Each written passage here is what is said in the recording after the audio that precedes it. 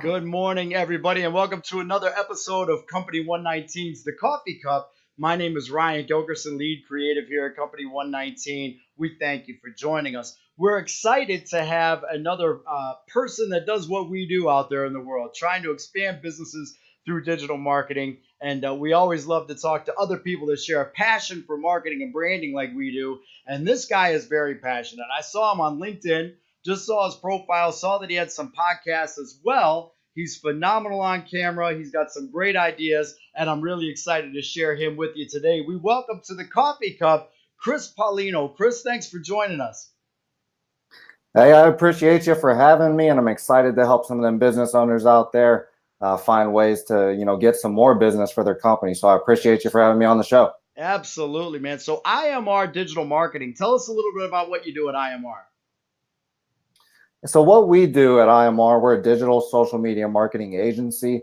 And the reason we came up with this company is what we learned, a few years back is the internet's not going away. It's only getting bigger. And people don't know how to use the internet. So Right.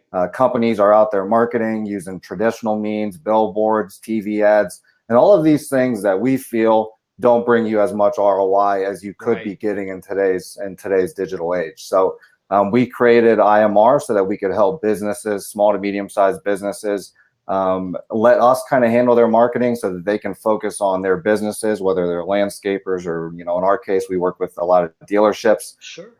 So that they can focus on the dealership and what they do. And then we focus on getting them more leads to their sales team, which in turn increases business. So that's why we started it. That's what we do. So we're kind of just an A to Z digital marketing, social media marketing agency that handles it for the company so that they can focus on their business. You have so many small business and even medium business owners that don't know that there's a difference between a personal social media page and a business social media page. They get very intimidated by starting into that process of having business social media because they get kind of overwhelmed by their own personal social media. How do you help businesses understand the difference between the way a business social media presence works versus their personal social media?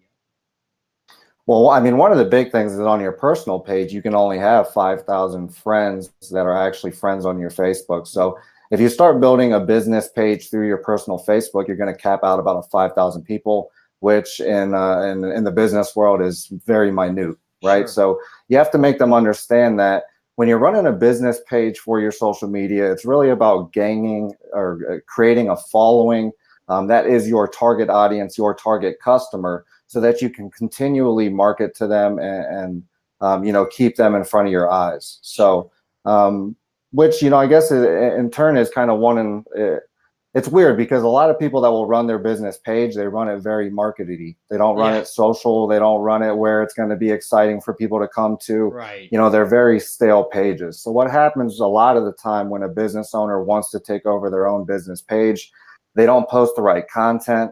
A lot of the people that follow them end up hiding them on their timeline, so they're not seeing the marketing, they're not seeing the ads. They're really just kind of a stagnant like.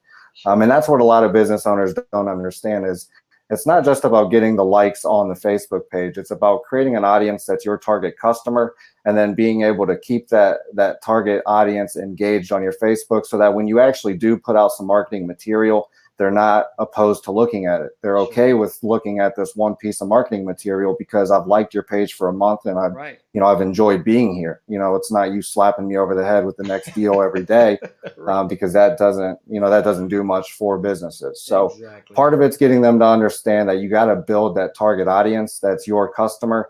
So, if you're a real estate agent and you want to build people that are home buyers, going to buy homes, homeowners, and if you can build a very strong page with a big following around just the home industry, you can have a very strong audience that you can market to and that you can send your kind of put your website in front of and try and push them back to your website, which hopefully, turns them into a lead and creates them into, a future client.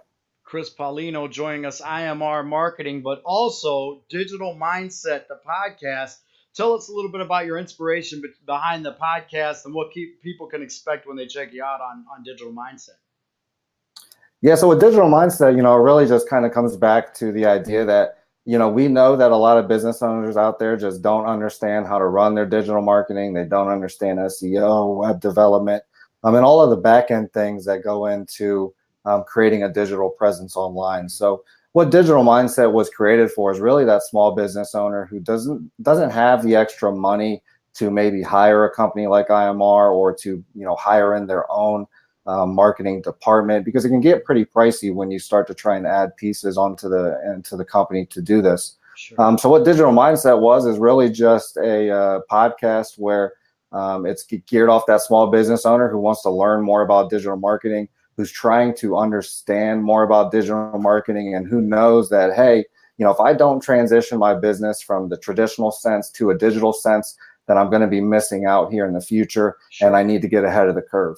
Because if you've noticed, the Industrial Revolution lasted, X amount of years, but if you look at the internet boom started in the 90s, it's growing faster than you can imagine. And if you get behind that curve, it's going to be hard for your business to really make up for it here in the next 2, 3, 5 years.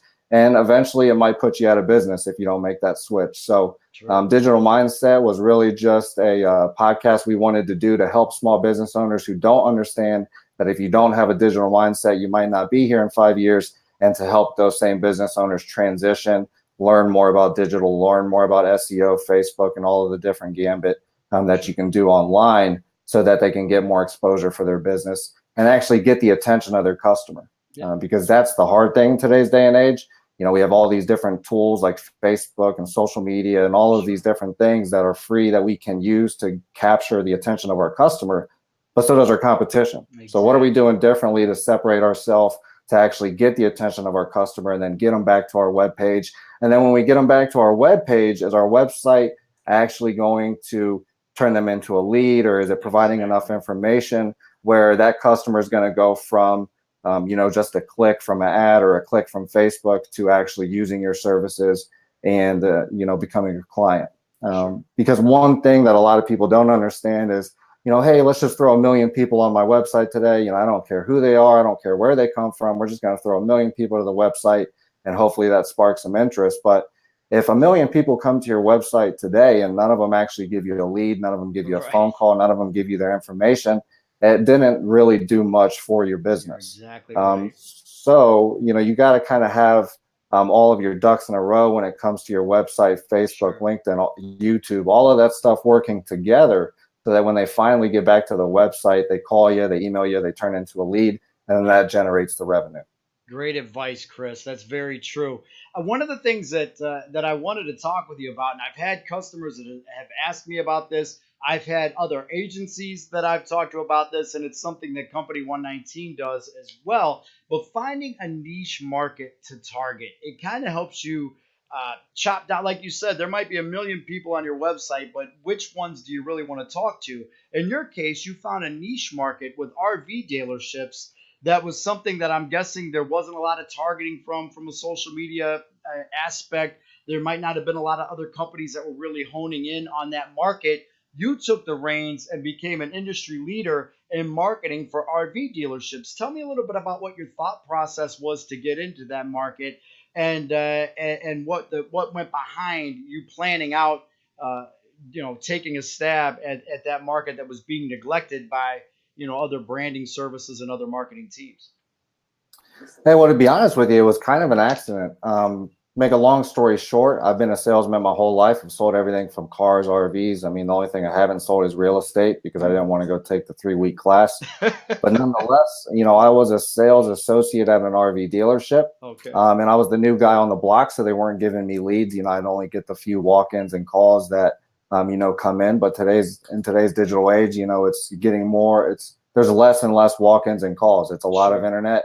And then once someone comes in, they're already dealing with a salesperson. They've already talked to someone, a lot of that. So I wasn't getting the leads I wanted. I asked my company, because I've always been in digital marketing, hey, let me take over your Facebook, your YouTube, your digital marketing, so that I can get my own leads. And if I get more leads, if I start to generate more leads for the company, will you give me the extra leads? Sure. He said yes. And boom, started doing Facebook marketing, digital marketing, YouTube videos. all of Awesome. the gambit, increased their leads by actually 5 times the amount of what they were getting. Wow. And in turn, started getting more leads for myself. And enough leads that actually brought me to, I was top 8 in the nation for, it's called a Salem Hemisphere. It's a kind of a luxury RV travel trailer brand. Okay. I was Sure. top 8 in the nation for that specific RV line. And I attribute a lot of that to the leads I was getting.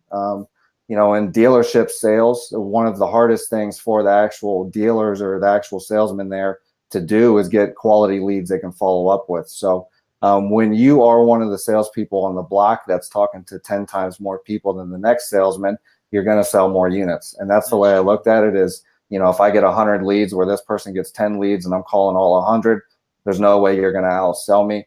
And Sure. that was my approach, is really just kind of following up with everybody and going that way. And like I said, it helped me out tremendously and took me to top 8 in the nation for the Salem Hemisphere brand. And since then, we've just kind of helped dealerships grow because that's what we know. Sure. Like I said, I'm an RV salesman. So when it comes to sales process, between taking the lead from an internet lead and then transitioning through a sales process in the dealership or on the phone or whatever the case is, it's very transitionable for me. Sure. So it just kind of fit. Yeah, that's what I was gonna say. I'm guessing that because of the nature of the leads that you're getting as well, they were probably a higher quality lead, which is what you find a lot of times through social media marketing. You're actually getting the people at the right point in the sales funnel to come talk with you versus throwing a dart at the board by putting a billboard up somewhere or a radio ad or something like that. Did you Absolutely. find that you were much more targeted with the people that were coming in with you?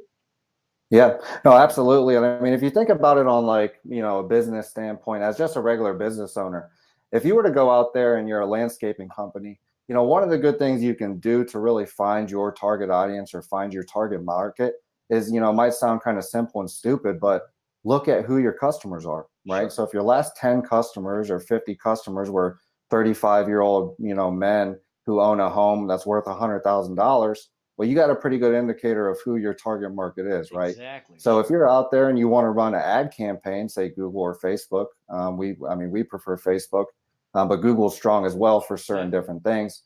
But then what you can do is target that ad specifically at that clientele. There's no reason to go from the 18 to the 25-year-olds and the 45 to the 80-year-olds or whatever the case is, because Sure. if you know that that is your customer, then there's no reason to really go outside of the box, right? Very So true. if you're that landscaping company and you're in, area code, I'm in Medina, Ohio. So Medina, Ohio, all you can do is pinpoint that customer within a certain mile radius of however far you work and Hmm. focus those ads directly on that person. Sure. Some people are going to say, oh man, but 40-year-olds have houses and blah, blah, blah, blah, blah. Right. Well, at the end of the day, that's not your target customer. And if it Very is, maybe true. you go after the 40-year-old. But the fact of the matter is when you get that target customer clicking on that ad that says, get landscaping services from my house or whatever your ad says, it should be more creative copy than that. But Right. nonetheless, if they go back to your website, you're going to have a lot higher of a chance for them to turn into a customer than you will if, oh, that 18-year-old went to your website. It doesn't even own a home Exactly. and doesn't even have any grass, So, Exactly. and then that just costed you money as well. Exactly. Another thing that benefits from having, let's say, a Facebook ad that's targeted towards your customers, even when they don't click it. I mean, people have been using billboards for a while. Let's look at Sure. that. How many people actually drive by a billboard and call you or look at your website? Right. Very few, right? Very But true. the idea in the past was, oh, I got to have my company, my brand, my logo in front of the eyeballs because Right. getting in front of the eyeballs is what's important, right? That's the idea behind a billboard is the eyeballs. I mean, it's not the clicks or it's not the calls. But if you do a digital ad, it's the same thing as having a stagnant billboard on the side of the street, except the people that are driving by your digital billboard are all of your customers. Yeah. Again, there's 16-year-olds driving the streets, 18, 80. Not everybody that owns a vehicle and drives by that billboard is your target customer. Exactly. So you're spinning your wheels. That's the way Yep. we look at it, at least. And you can save a lot of time, and the ROI is a lot higher because of that.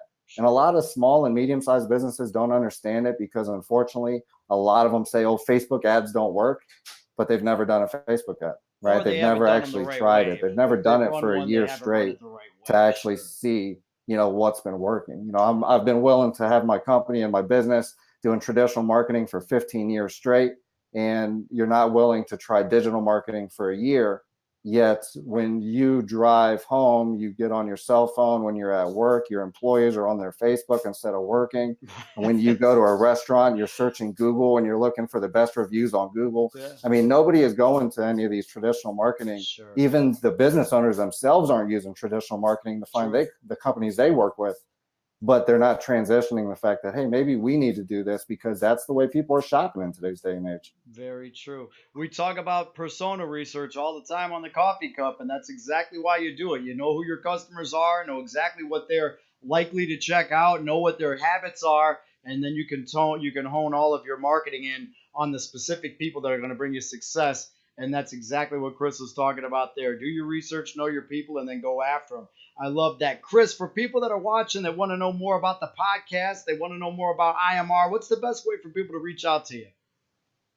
Yeah, if you jump online, I mean, you can find us pretty much everywhere. We're all over the place. InfiniteMediaResources.com is our website. You can find me on LinkedIn, Christopher Paulino. Feel free to reach out to me on there. On YouTube, Digital Mindset, Infinite Media Resources. We have our own channel there. So really, you can find us about anywhere online. And I'm always open to speak with anybody that wants to talk. So if you find me on LinkedIn, shoot me a direct message. Even if it's just, hey, this is my website, check it out. What could we do differently? I'm always down to help out small, medium-sized businesses or even large businesses get their digital presence and get their digital strategy together so that they're getting the most ROI from their marketing. Because Love that's what that. I love to do and that's what I'm passionate about. Chris, I say me, you, and Vanessa get one of those luxury RVs and we take our podcast on the road for a week or so. We'll just go out, There we go. see the country, hop in a luxury RV. That sounds like a lot of fun, right? That sounds like a lot of fun. If we could get that, let's talk offline, see if we could possibly get something like that together because I'm always down for fun things like that. And it kind of fits with the digital mindset. We're not in an age anymore where we're stuck down. We can work from anywhere Yeah. in the world, and yeah, as long as we got internet, we're working. So Awesome. yeah, I We're would be looking for down to talk about it. sponsors. If anybody wants to sponsor our adventure, let us know. We'll take it on the road. You got it. Thank you so much for joining us, Chris. We really appreciate it. And tell Vanessa she's next. I will do. You have a great one. I appreciate you guys here at the Coffee Cup for putting on a great show and for having me. Awesome, man. Thanks a lot. Chris Paulino joining us. We want to thank him for his time. And guess what, Coffee Cup viewers, you just learned more about not only social media marketing, but also niche marketing before you finish your first cup of coffee than your competition will all day. Thanks for joining us. We'll see you soon.